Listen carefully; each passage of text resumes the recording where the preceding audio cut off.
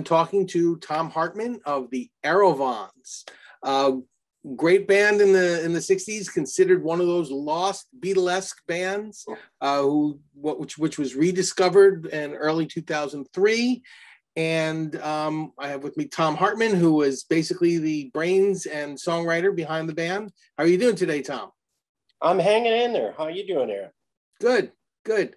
So with the Aerovons, I know you have a new album out, A Little More, which has some wonderful music on it, as well as two songs from '69 that are, were reproduced and sound wonderful with today's modern recording techniques. Gives it a really actually rich three sound. songs. Three songs. Yeah, So Sorry was from the same time as A Little More too, and Stopped. They were, all three of those were written within the same kind of 1 month period. I don't know. I was on a roll, I think. I don't know. It was a good roll. And I say that because this, unlike Lennon and McCartney, this does not come easily for me. And it's like wrestling a huge bear down to the ground. Sometimes you win, sometimes you don't. But those were three that were definitely from that time. Yeah. Excellent. So the three songs were A Little More, Stopped, and the third one was? So Sorry. So Sorry. Yes. Yeah. Okay, great. Excellent. So tell me a little bit about like the Aerovons and what happened in 1969, because you had, I think, a few singles come out at the time on Parlophone, I believe it was. And then the album didn't show up.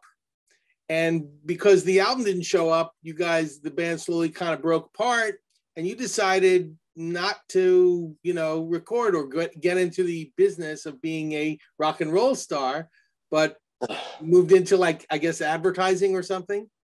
Well, basically what happened in '69 is they did release two singles on Parlophone from the album.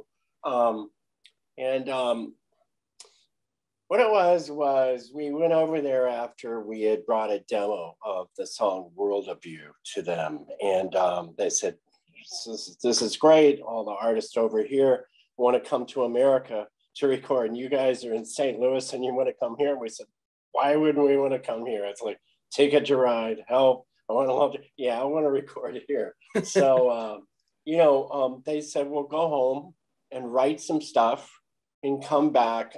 Very unusual. They said, this was like in November of '68. And they said, we want you to go home over the winter and come up with as much material as you can so that we can see if there's anything else we want to do. And that's what we did. We spent the whole winter basically in our basement in St. Louis with a little Roberts 770 tape machine and recorded a bunch of really bad sounding demos. And but it was the best we could do. And we brought them back over, and they said, well, let's go ahead and do World of You, as we've said, but let's do this other song called The Train, which we had unabashedly written to be commercial. We hated it, but we just knew we needed something commercial. Right. It wasn't bad, but it was just, it was just too contrived toward being Bee Gees / commercial. So we did that. They liked both of those. And at the time, there was no way to report back to your label with, an instant update of some kind, send them a link. We had to physically take an acetate, which was good for about 6 plays, cut of what we had done in a given 2 or 3 day period at Abbey Road downtown to their offices and say, here's what we've been working on. And they would listen. They go, oh, okay, that's great. Listen, while you were recording that, we were listening to your demos you brought, and we liked these two as well. So it ended up, we had like 5 songs approved, and they finally threw their hands up and said, look, just go ahead and finish the album. Just finish an album. So we did.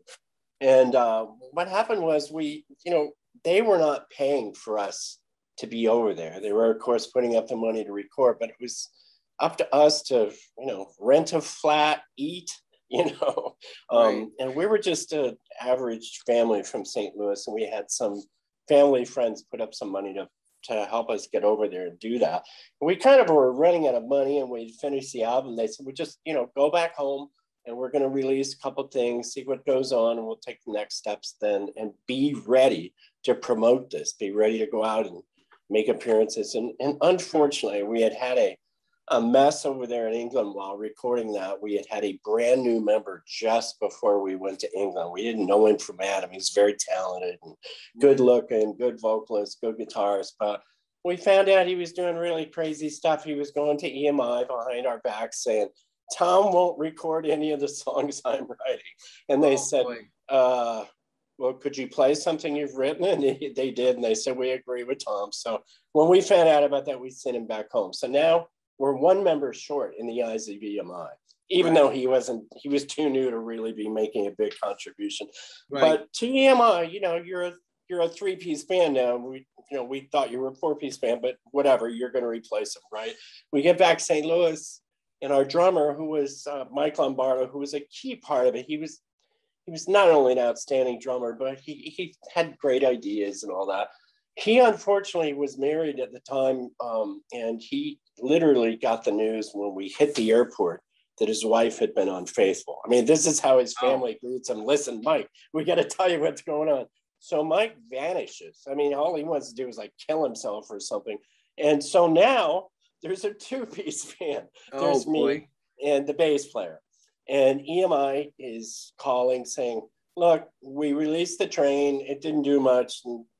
But we just released World of You, but we don't think that's going to do anything either. And I was saying, I don't know why you released World of You. I think it's a great track, but it's an album cut. It's not a single. Right. I mean, and this is when music was starting to get heavier and Cream was out and all that. So you don't release some esoteric string-laden piano piece that's moody and haunting, but not danceable.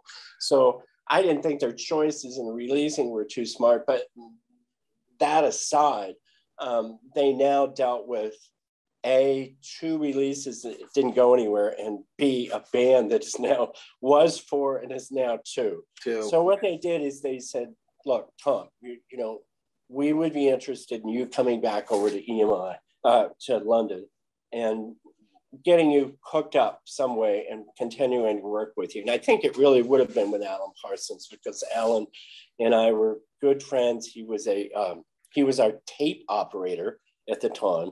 And to this day, when I see him, he kids me and says, I was almost in your band. I said, you're lucky you weren't. But it could have been something that good, but I was just too young and too much of a kid. And I said, I don't want to move to London. I just got back from London for 3 months. So I actually went out to LA and I got signed by Mike Post, who became the big famous TV writer, who's written everything in the world. But at the time, he was releasing stuff on Bell Records. He had just done Classical Gas with Mason Williams. And he signed me, and he had 9 other guys he signed, and Bell wasn't doing anything with them. So I went back to St. Louis, and he said, Tommy, if you want to come back to LA, he said, use my name and try to get signed by somebody else. And by that time, I was like, you know what? Everybody I know has graduated from college now. So I just kind of bagged it, and I went to college. I studied film and video and TV and writing music for that kind of thing, and moved to Florida. Went to University of Miami, did a score for a couple of things, and got noticed down here for doing music to that. And I started getting phone calls like, hey, would you like to do a TV spot for Famous Shoes? And I was like going, do you get paid for that? They said, of course we get paid for that. So next thing I know, I had a 30-year career in writing for, documentaries and commercials and that kind of stuff, which I still do from time to time. And the new release, as it were, happened because I got a phone call one day in 2000. You would know more than me, 2003 or 2 or whatever you said it was. 2003, yeah. Yeah. I get a phone call from Mark Stratford at RPM, and I hear this British voice. He says, is this Tom? And I said, all right, are you aware that your album, Resurrection, can be had at local record stores for about $50 US, bootleg? And I said, I have heard that it's been bootlegged. I didn't know it was that big a deal. And he said, no. He said, we have a really good relationship with EMI, and I would like your permission to go to EMI and ask them to let us license it. Because he said they will sit on it for 200 years. They'll never release it. Right. And I said, okay, yeah, fine. Then I started thinking, wait, but that means people might hear it. I don't know. So, but he went there and he called in 2 weeks. He said, I can't promise anything, but he did call in a couple of weeks later and said, I got their permission. And the good news is they still have your masters.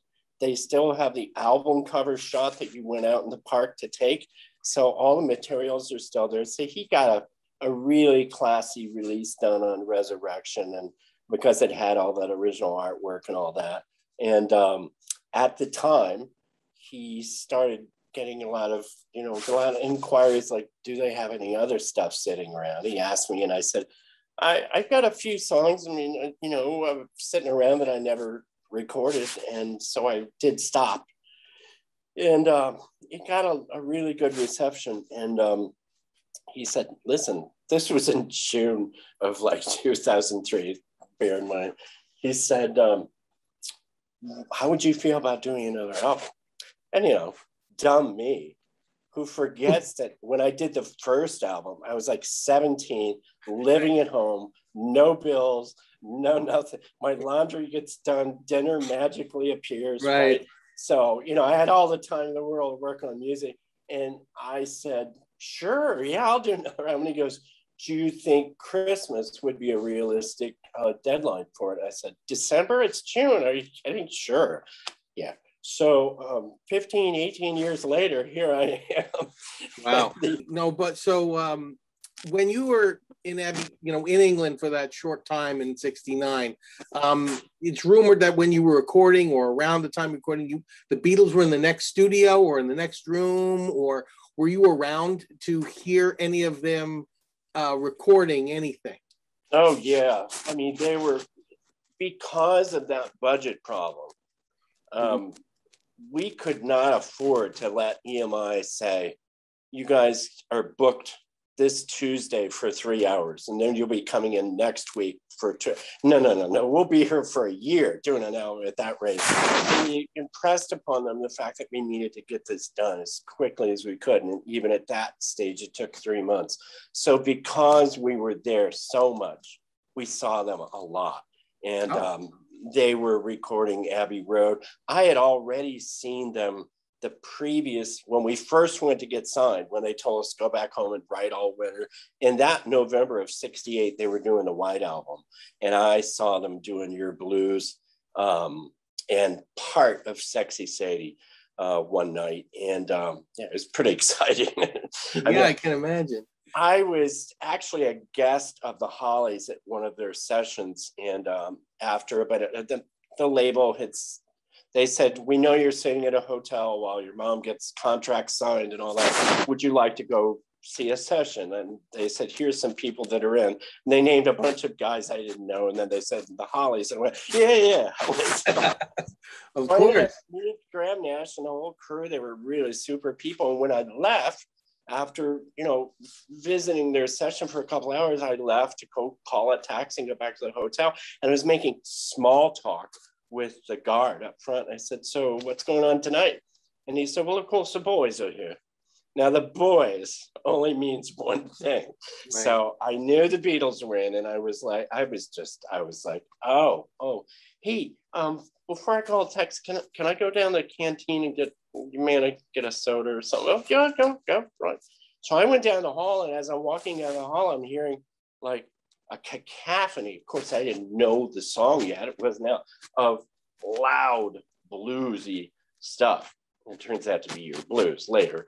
But I'm just hearing, I didn't even think, oh, that's the Beatles. It sounded like some group jam, I walked down the hall, and I'm walking in a fair clip, and then there's a window suddenly right to my right. And because that's where the sound's coming from, and I look over, all 4 Beatles are in this little tiny room. And John's going, what is that? And it just, when you're talking about the Beatles, and all of a sudden you're literally 2 feet from them with a pane of glass between you. And they're all just standing right there. And fortunately, they were pretty into the song or out of it, however you want to look at their eyes. Right. And I just froze, and I was just, it was an amazing thing. So that was my personal experience seeing them. And then, yes, as you asked, when we recorded over there, they were either there in part. I was there the night they did Ballad of John and Yoko with just John and Paul there. And that was a thrill. I mean, they were the biggest thrill for me, because I defy anyone to find a bigger Beatle fan than me anywhere. You may find some that equal me, but none shall surpass. So you're talking about that kind of a person that finally gets to meet them and finds out that, you know, they're not stars and jerks. They're really nice people. They're just like ordinary guys. I mean, right. So like, did you hang out with any of them after recording, or any of the Hollies after recording, or anything like that? Actually, the Hollies, Tony Hicks was extremely a sweetheart, and he was a lead guitarist, and that's what I am. So I hit it off with him right away. And when we were in that, when I was watching their session, they were doing a song called "He's a Man with No Expression." I still remember. And I stepped out to go to the bathroom or something. And when I came back, there was nobody in the control room, nobody in the studio anymore. And all of a sudden, Tony came around the corner and said, "Oh, you going around to the pub?" And I went, no. He said, come on, you going to the pub? And I got in his little sports car. He had a little sports car, and right down the street from Abbey Road is some kind of little pub, tavern kind of thing. And we sat down at a table, and they were having drinks. And so that was the big thing was when we drove back to the studio, there's a bunch of girls outside, and they were mobbing the car, and they're handing me an autograph. I said, no, I'm not. No. You're like, I'm nobody. I'm not Paul. I'm not John.